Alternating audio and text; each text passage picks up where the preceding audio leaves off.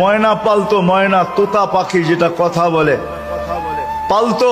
একদিন সকালে বাহির হইতেছে, ময়না বড় দামি হয়, অনেক দামি পাখি। তো বাহির হইতেছে, তো ময়না জিজ্ঞাসা করতেছে মালিক কোথায় যাবে? শিকার খেলতে যাব, শিকার জঙ্গলে। আমার ভাইদের সাথে দেখা হলে আমার একটা সালাম দিও। তো যখন জঙ্গলে ঢুকছে তো যে দেখতেছে কতগুলা ময়না ডালে বসা আছে। তো নিজের ময়নাটার সালামের কথা মনে উঠছে, তো ডাক দিয়া কইতেছে শুনো, তোমাদের মতো একটা ময়না আমার বাড়িতেও আছে, সে তোমাদেরকে সালাম দিছে। এই কথা বলতে দেরি এই ময়নাগুলা ডালের থেকে পড়া মরতে দেরি হয় না। তার মন খারাপ হয়ে গেছে যে ওর সালামে এমন কি বিষ মিশানো ছিল যে এত দামি দামি 12-13টা ময়না মরে গেল।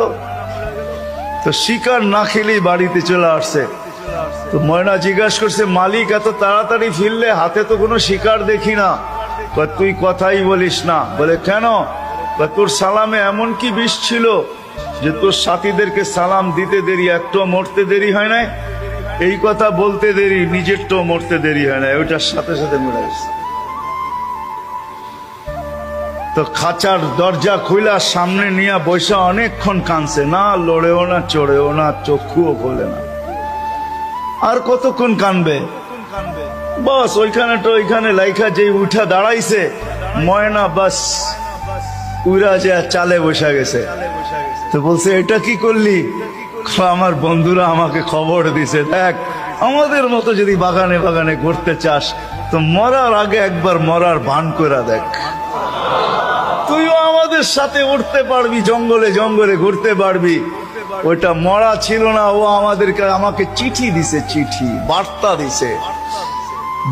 দিছে। এই জন্যই আল্লাহ ওয়ালাদের কাছে, যাদের বয়স হয়ে গেছে আর কত করে, জান আল্লাহ ওয়ালাদের কাছে পড়া থাকেন, জান আল্লাহর রাস্তায় পড়া থাকেন।